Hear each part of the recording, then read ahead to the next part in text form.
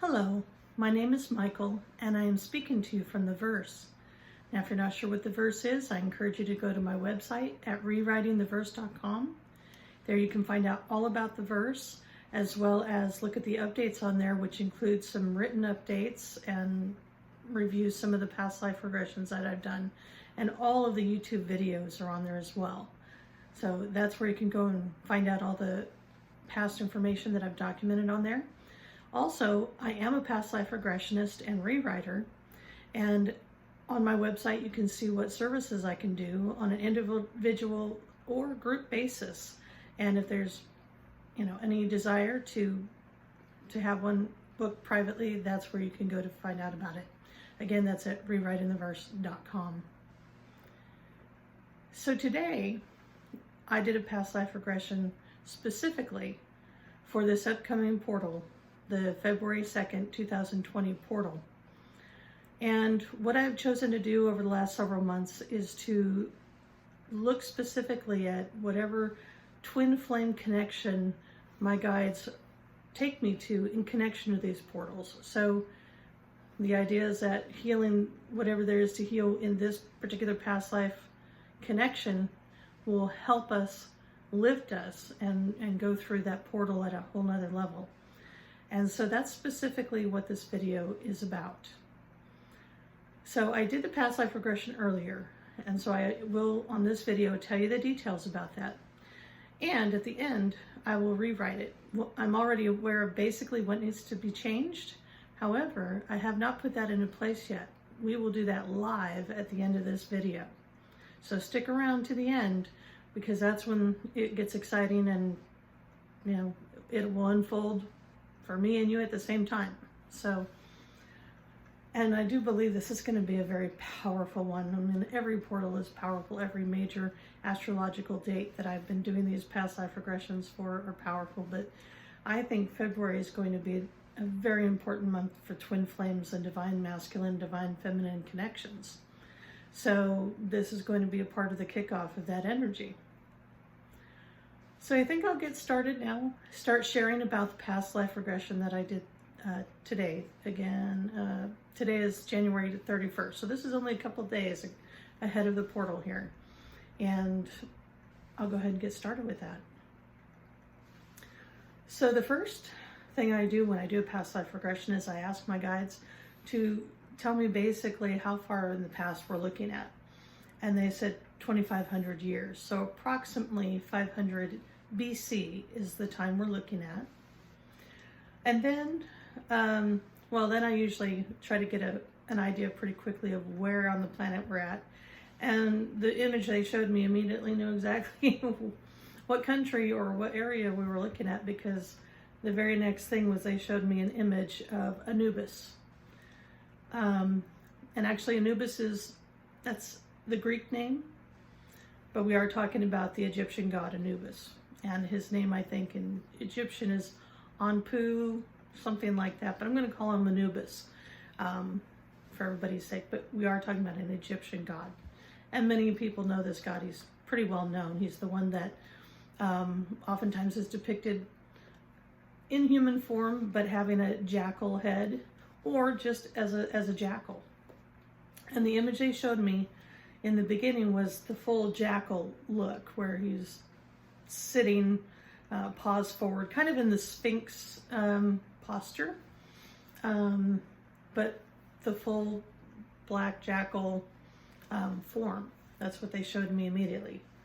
So I knew immediately we were dealing with actually the god Anubis. In fact, this entire past life regression is actually about the gods.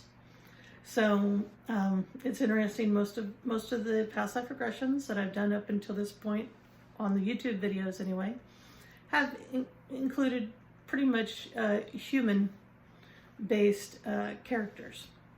This one doesn't have any human-based characters in it. So hopefully, if you've followed me this far into the video, you're comfortable with looking at other dimensions, other levels of beings, and that's where this one is going to stay.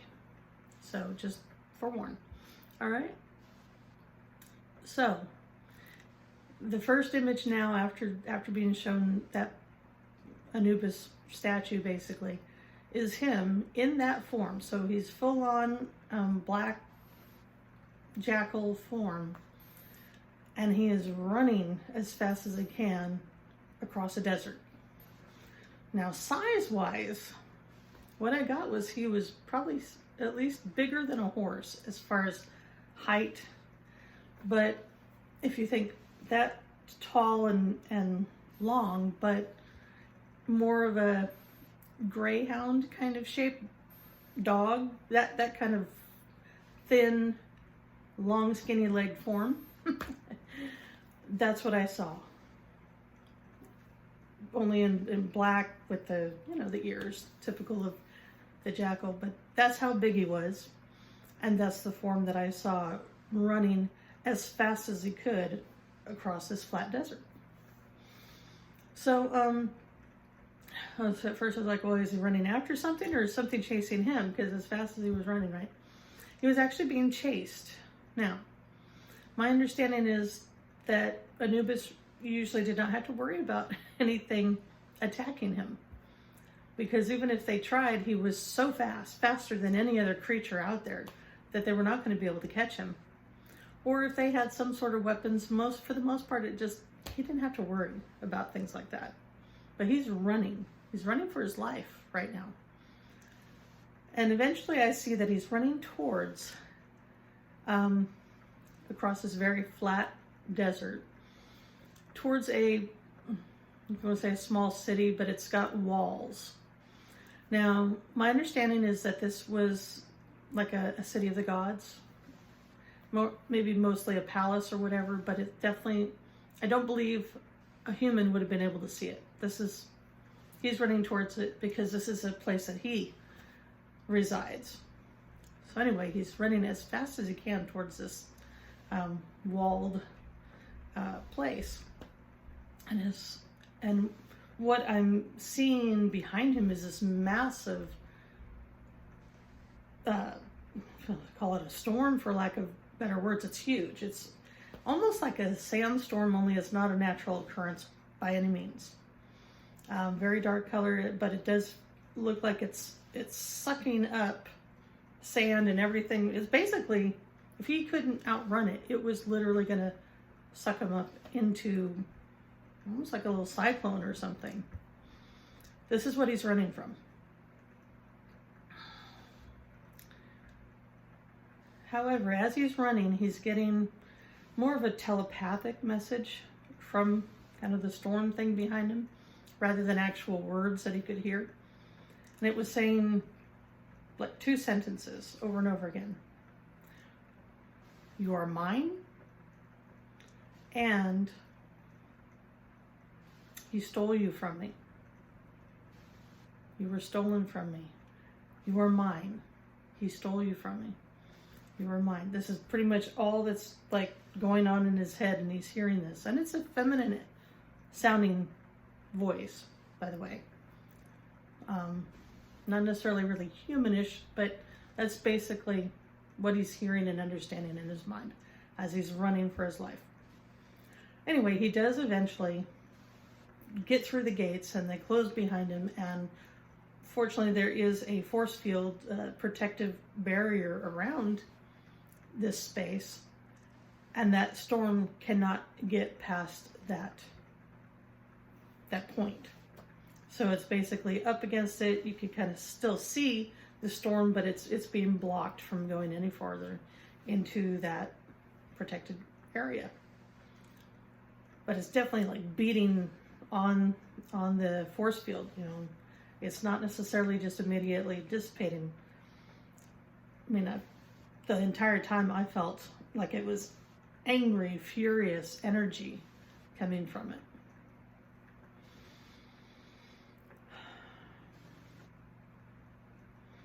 Now, one thing they had shown me at least a week ago or longer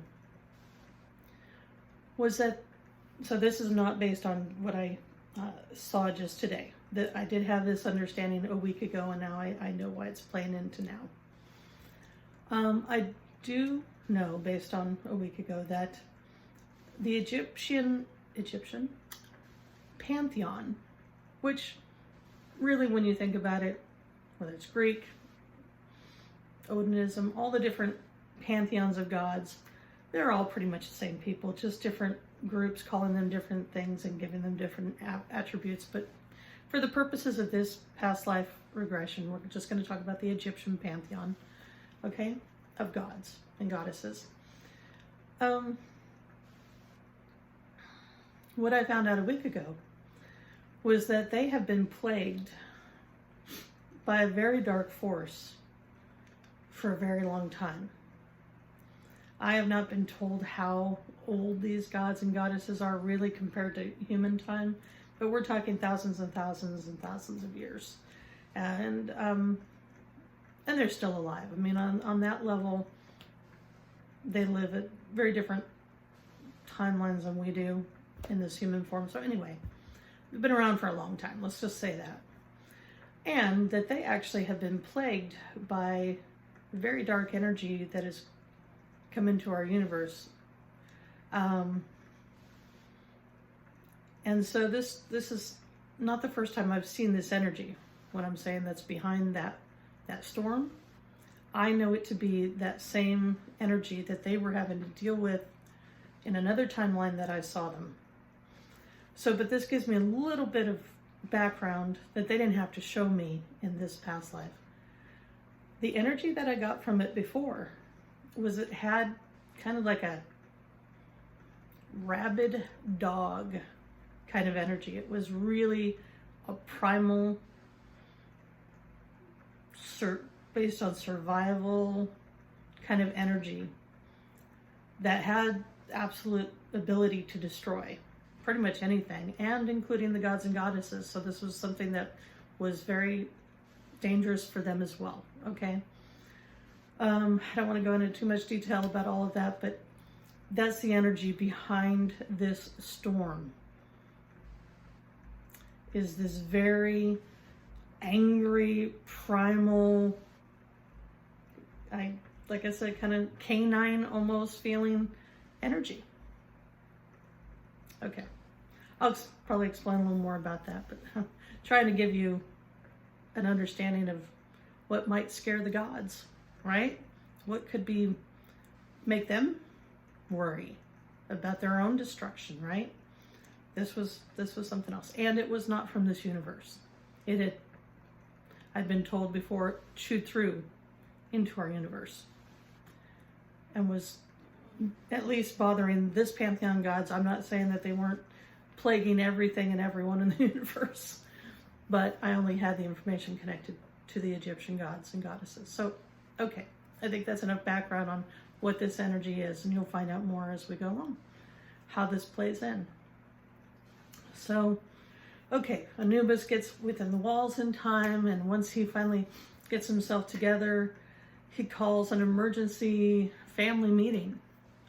And what I see are kind of a big circle of, I think they're called plinths, like a round platform on which each god or goddess stands either physically, or if they are not physically there, can come in remotely and stand as an image on their platform so that they can be a part of the meeting, whether they're there physically or not. So I believe Anubis and 2 other gods or goddesses are there, but most of the family members are able to come in their remote form. And so he reports, this is the reason for the meeting, he reports that it had found them, or him. Again, this energy had been a plague of the families for a very long time. Excuse me. Get a drink of water here.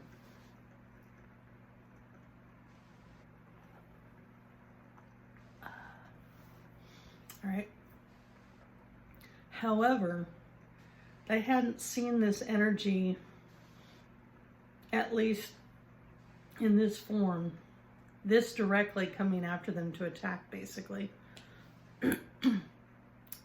At least there. They hadn't seen that before. This was something new, a new way of it getting to them, to him, to Anubis. And, you know, what are they going to do about it? And he tells them what the voice was saying. That somehow he was hers and, you know, he stole him from her. What? You know, what's this about? You know, this makes no sense to him. And I don't believe Ra, which is kind of the highest level of the patriarchy, was physically there in the circle. But I see aspects of Isis and all. There's all the different gods there, but some of the ones that we've definitely heard of before. They finally admit that there is a connection there for Anubis and this energy. I mean, this is the first time he's heard that there's, you know, anything special about him and that connection. So ultimately,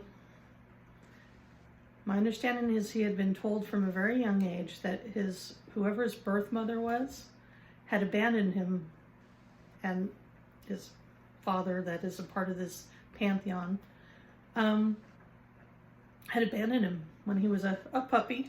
That's what I got, you know. He is a jackal, at least half jackal. My understanding is he can shapeshift between the full jackal look and, again, the more human looking version. But that's pretty much it. He didn't know anything else, and he really hadn't thought about it that much about, oh, I wonder who my mom is, wonder if she's still out there, whatever. Really, as ancient as he is, because he's a very ancient soul. Even 2,500 years ago, he's ancient already. So this is not like, you know, something he thinks about much, right? But now all of a sudden he's being told that, yes, whatever energy is behind that storm, well, that is his mother. Okay, this is news to him, even though, like I said, he's like a very mature man. But you know, you hear this and it'll shock you after aeons and aeons of believing you're an orphan or whatever. Anyway, so yeah, when he was being told by that storm, you're mine or whatever, I kind of got the image of Star Wars and Darth Vader saying, you know, I am your father. And no. So anyway, so yes, the energy behind that storm, because that was not her, but it was a energetic way of communicating with him. That was his mother. Now I'm being told to go back into how he ran into that storm in the desert anyway. Because it started there as he was running, but they did show me that basically he was out walking, kind of patrolling, because he does tend to protect too. He was out doing whatever, and when he saw, again, on that very flat desert, a lone person, it looked like, standing there, what looked like in like a black robe. It was just like a figure covered in black. And he walked up to it tentatively, basically saying, who are you? What do you want? Something like that. And it didn't respond in any way until, I guess, he got close enough. And all of a sudden, that being started to turn into that storm. All of a sudden, it kind of dissipated and like a vortex kind of energy started to happen. Started to pull in that, you know, the sand and the dirt, and was trying to ultimately energetically, well, not energetically, it really was, trying to pull him in like a suction into that storm. And so, you know, that's how he ran into it and started running the other direction. And then it, like I said, it followed him in that storm form and just kept getting bigger and bigger, and the suction behind him trying to pull him in. Okay. So that's how he ran into it, and in the desert. It appeared as a human-looking form at first. Okay. So now he's aware that this is indeed his mother. And he does, I see him later talking only with his father. And I think it's either Ra or someone, I mean, one of the very ancient patriarchal beings. I'm going to say Ra just for lack of a better word. There could be another ancient or even more ancient being, because I really get that Anubis is one of the oldest ones. So anyway, and he's talking to the father because he wants to know what happened. If that truly is his mother, and she didn't actually, did she really abandon what happened? And so he is told by Ra that, yeah, unfortunately, no, she didn't abandon you. Sorry. I just felt like that was what I needed to tell you at the time. But this was in a different universe. And in a more energetic forms. So, you know, when you think about these gods and goddesses in more of a human looking form, that's not how it was over there. Ra, or whoever it was that was his father, it was much more of a, I would say light body, but energetic bodies. And also the mother was also that.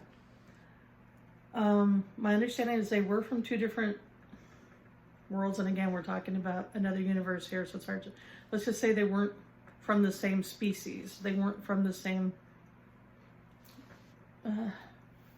family lineage at all, okay? And there was an agreement between her and Ra that they would co-create a child. That was a conscious choice on both of their parts. But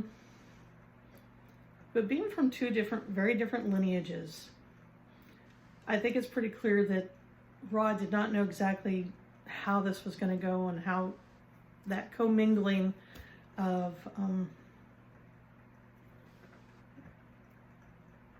basically creating a child out of two very different groups, how that was going to happen.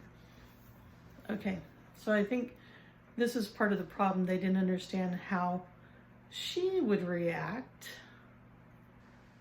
having a child, because my understanding is she was pretty young, fairly immature as far as that goes. So this was like her first offspring kind of thing. So again, think about this all in more of an energetic kind of coming together and creating little baby, well, puppy. I kept getting you to look more like a puppy. Puppy Anubis was the result of that. Okay. So the intention was to actually, you know, coexist together and have whatever kind of family kind of dynamics we would understand as a family dynamic going on. But very quickly, according to Ra, and he's telling this to Anubis, she came across as paranoid, started acting just different. I don't want to use the word crazy necessarily, but just changed a lot once the baby was born, and started to become much more possessive. I guess maybe that might be the word, like overly possessive. He very quickly started to worry about that she was going to do something either to the baby and or like steal the baby, or it was getting pretty clear that she was not stable. Let's just say she was not stable.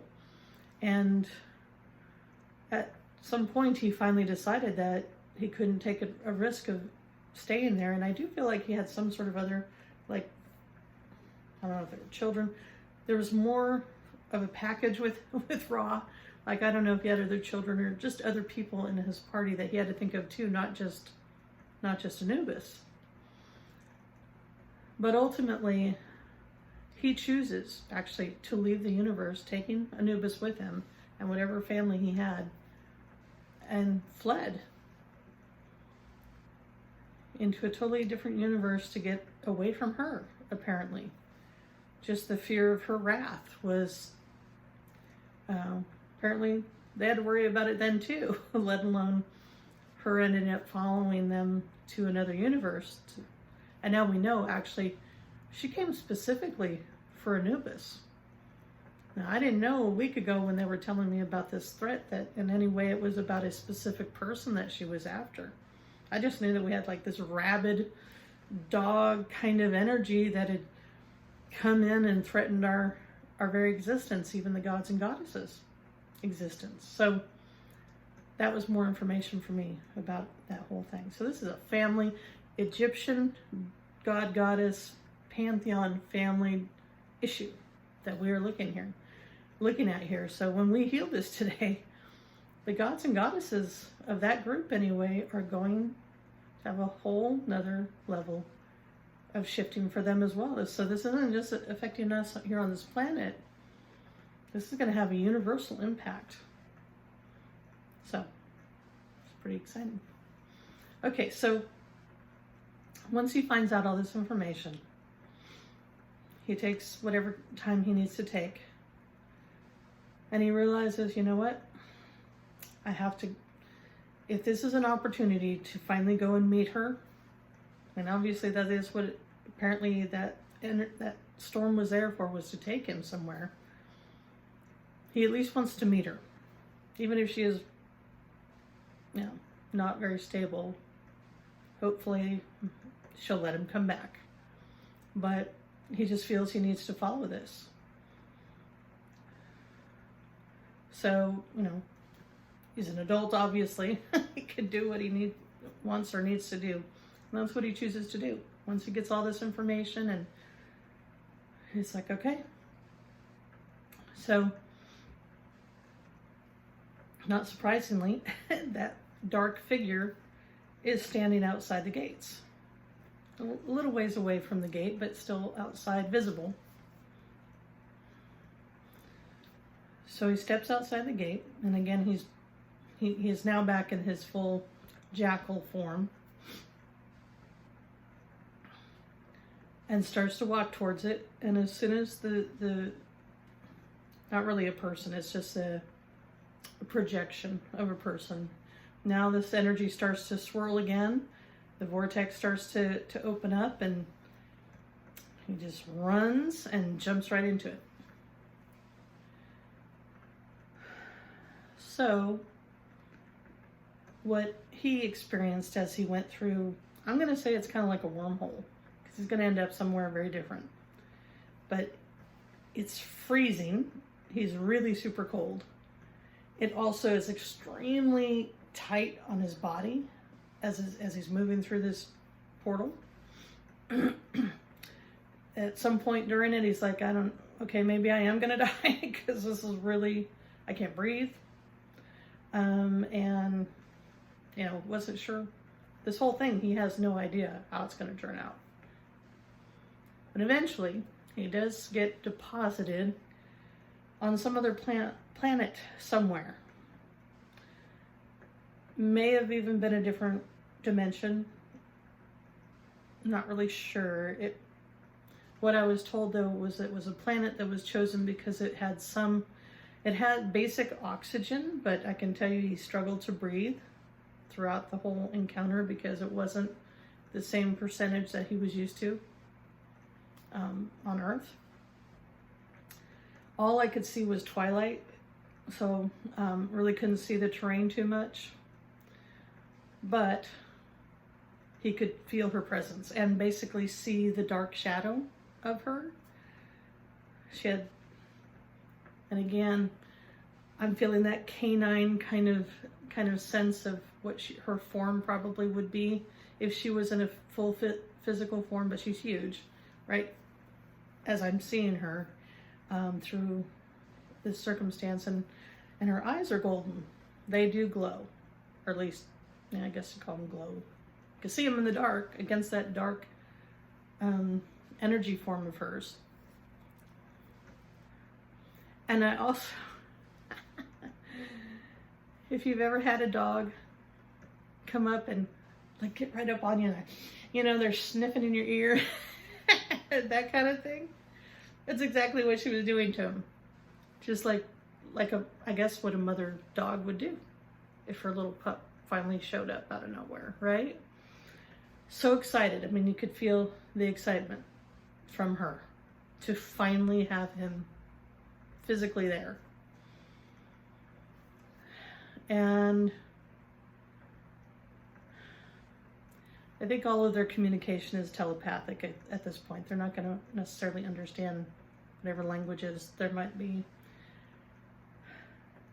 And maybe he feels it more than he even thinks it. I'm not sure.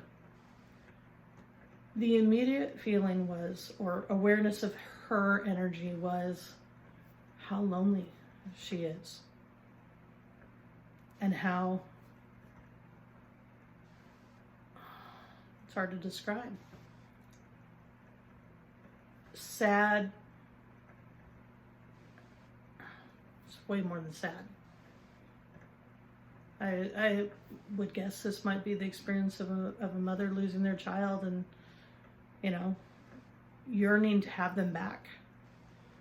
I mean, he had been gone for aeons, right? I mean, he's very ancient, so she had been really alone. I get that even once Ra and the family left and everything, I really don't get that if there was other beings in her universe with her, that anybody wanted to have anything to do with her, because yeah, she was already getting paranoid and disturbed before they left. Oh, she went, the moment they were gone, that was it. She snapped.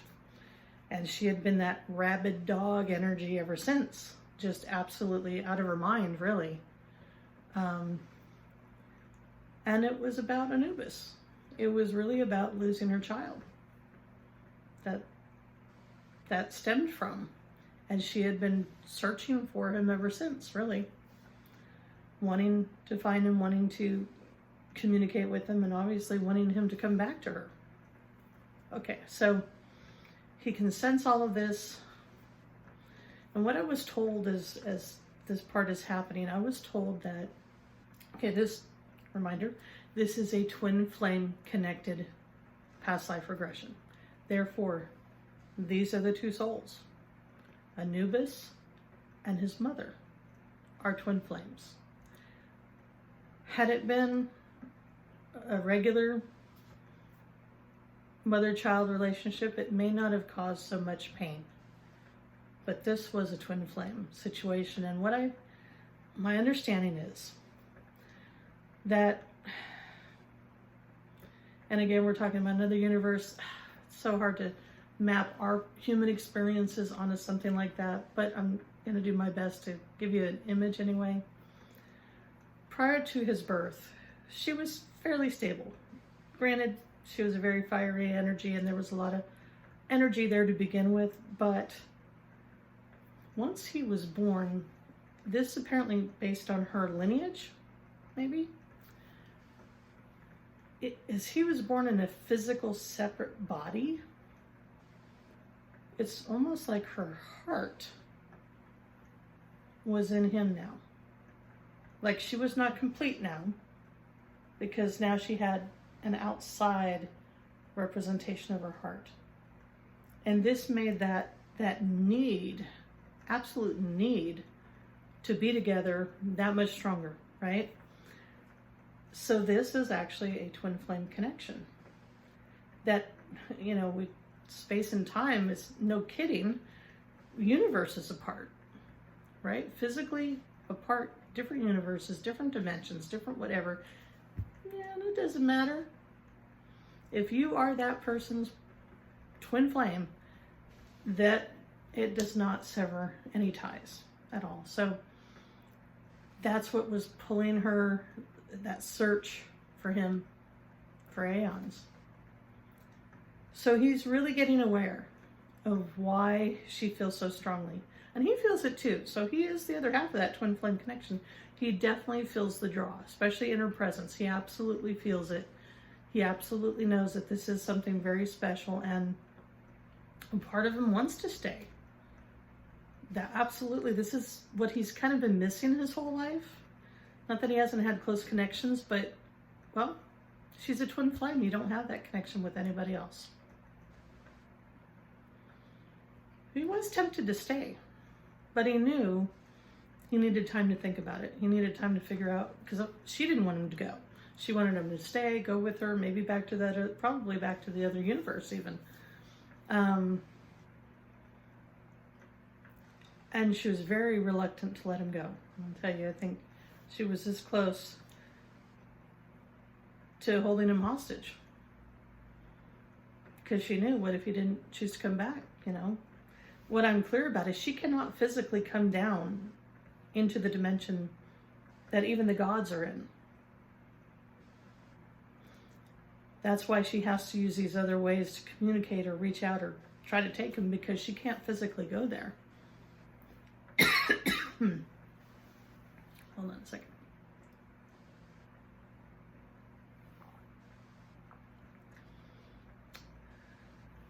But she does allow him to leave. And the agreement is he needs time. He's got things he's got to work out. He also has other obligations, whatever his jobs, whatever are. And he says, give me up to a year. I could make the choice early on, but I need at least a year from that day to make whatever final decision. Because he knows if he goes back, he's going to probably have to go with her. It's not like, oh, go visit mom on Sundays, you know. No, he's going to have to make a choice of which reality he wants to experience. So give me 1 year, up to 1 year again. Could choose at any point in that time, and if I'm not back in a year, if I don't step back through that portal in a year, then you'll know what my choice is. So reluctantly, she lets him go. And that dark figure stands outside that gate for a year. Is there day and night, never leaves, which is ultimately the portal. Not a real person standing out there, but the portal is there. And on the other side, we know that mom is waiting, hoping, you know, even though she's been waiting for aeons, this last year is like torture for her to, you know, to have to wait.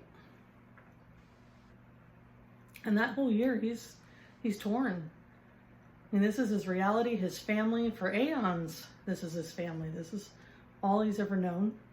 And he does care about them. And doesn't want to leave. I mean, he really is having to make a significant choice, because it's one or the other. He can't apparently have both.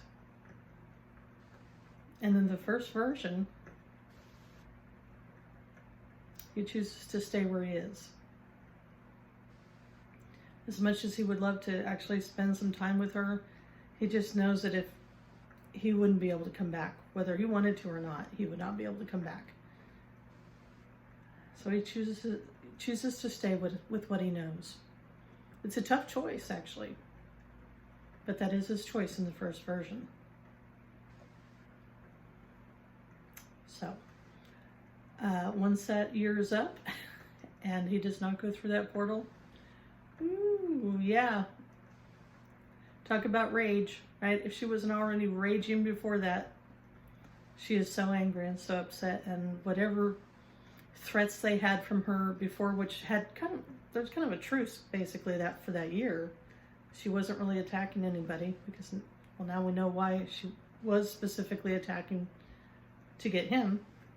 Well, now that that's shut down, well, we've had 2,500 more years of her being absolutely off the charts, enraged and rabid and plaguing not only the gods and goddesses, but they have had to do a lot of things to subdue her.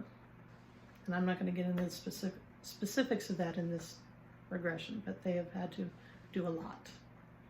Some things not so positive to appease her anger.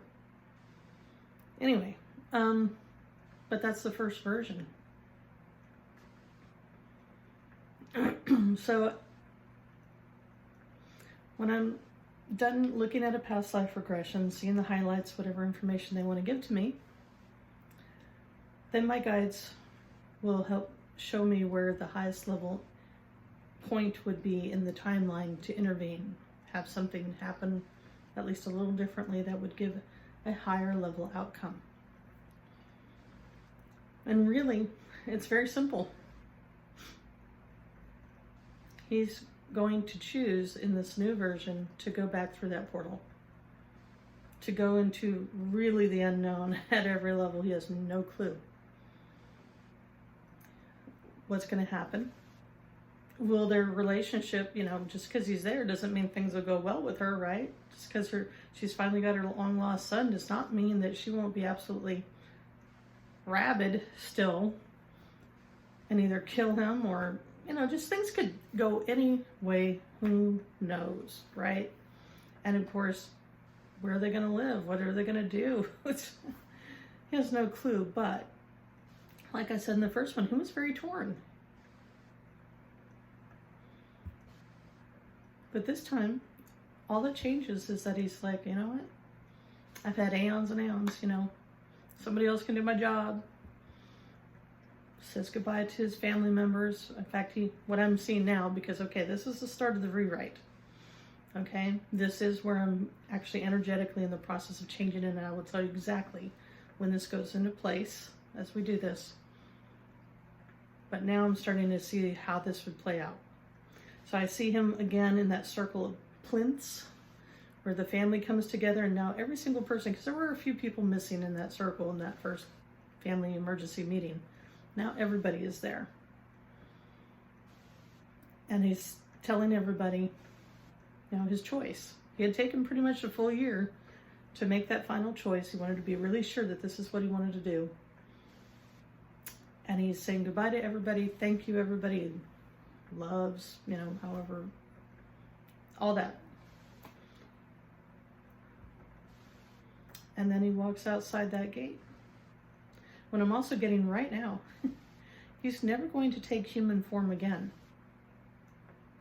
That was a part of being from the raw side of the family, that there's more humanoid looking parts of it. With Mom, he's probably always going to be in his jackal type form, or in more of a non-physical bodied form. But definitely humanoid is very the whatever universe, right? Where they're going or what they're going to do, he's never going to be in that form again. Which actually, the human form was more restrictive. That's another reason why if he was going to go out and patrol, why patrol in a human form when he could be a jackal? So anyway, now he's back in his full jackal form. The energy starts to spin again, and he runs and he jumps into it. And this was like the last day of the year, which of course Mom was probably really nervous and anxious and about to go crazy over there. Anyway, he does show up, and she knows what that means, that he has chosen to be with her. So now let's see what happens, because I haven't seen how this will unfold now. All I saw was I knew he needed to make the choice. So let me see what they can share. Because this is basically the twin flame union happening at a whole nother level, right? We're not even talking like God and goddesses level. I mean, because she's even higher vibration, whatever it is. I don't know. It's something, a universal twin flame connect. There, let's just say universal twin flame connection here. Yeah, because the whole his Anubis body isn't going to be needed anymore either. I'm clear that once he's over there and they have made the choice to be together. And this is what they showed me when I was doing the past life regression. If you've seen the movie Moana, the Disney movie Moana, at the end, it's just like that. I don't remember the name of the creature thing that was trying to get her in the end. Whatever that, I can't remember its name, but anyway, it was like a rabid creature that was trying to kill her. All she had to do was restore the heart. That's what was missing from that being, that creature in Moana. The moment the heart was returned, all of a sudden, it turned into the amazing creator goddess that they worshipped back then in Moana, whatever. But because she was missing her heart, she turned into that horrible thing. That's exactly what this was like. Because he was her heart, Anubis was and is her heart. So the moment they consciously came back together, and now, yeah, he doesn't need his Anubis form anymore. Not even the jackal. And they fused together energetically.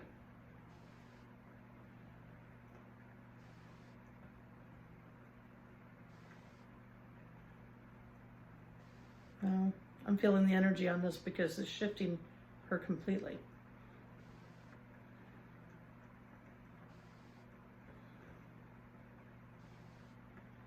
I'm actually going to put this into place right now because I'm feeling the energy surge. So as they're fusing back into one energetic being,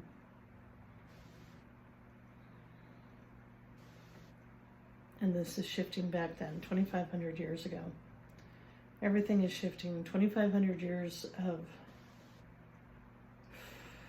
separation, all that was prior to this is now, it's all flipping. It's all changing. All that heartache, the missing piece, or the missing heart, has been restored.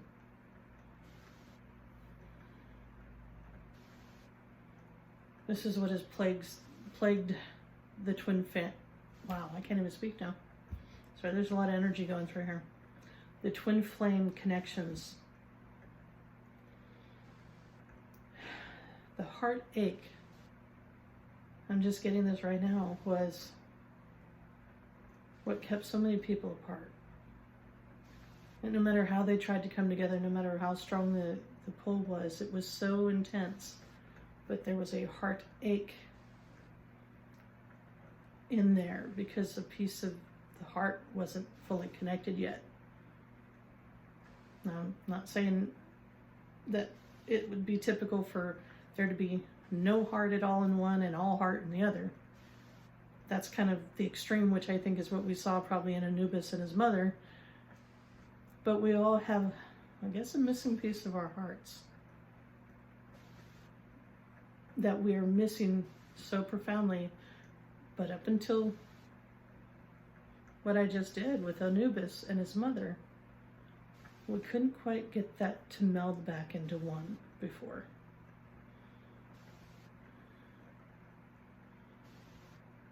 That was such an ancient wound from aeons ago, other universes ago, that has been impacting the twin flame energy right now. But as this heals, they are fully merged now. I'm clear about that. They are fully merged back into one. And I really get, if you haven't seen Moana, well, you might not want to take the time to go see it. But in the end, spoiler alert, when she gets her heart back, she is absolutely glorious. The most amazing creative being that there is in that story. That's what I'm getting about what was the rabid dog energy is gone.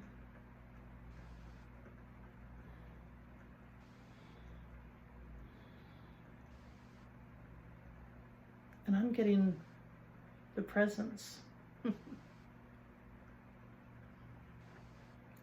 Could tear up a little bit here. Of maybe one of the most loving souls that ever was in this universe or that one. That's why I guess she was so the opposite.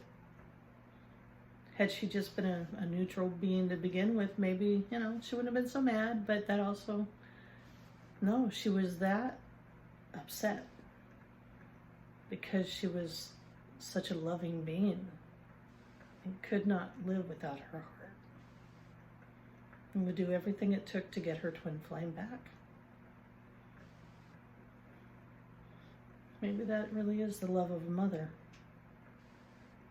at least one that loves her child that much.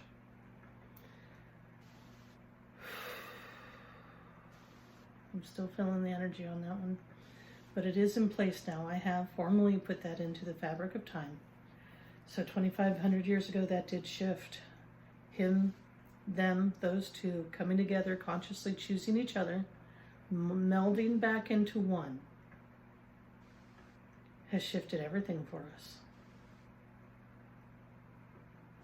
February really is going to be a month like never before for the twin flames, because this was a huge block between them, all of us.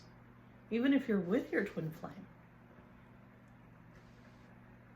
things can always get stronger and more connected, and it just leveled up.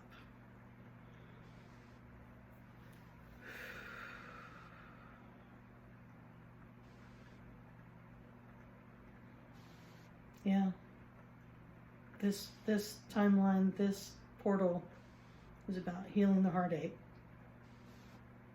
Healing the heartache, that is probably the main takeaway from this.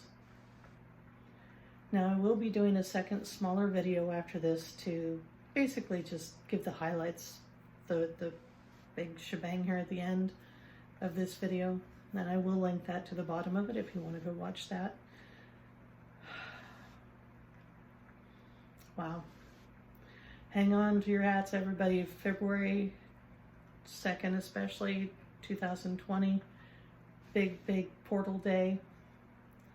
And the whole month is going to be an opportunity for twin flames to come back together like never before. The heartache is over. It's complete. It's healed. Until next time, peace and joy.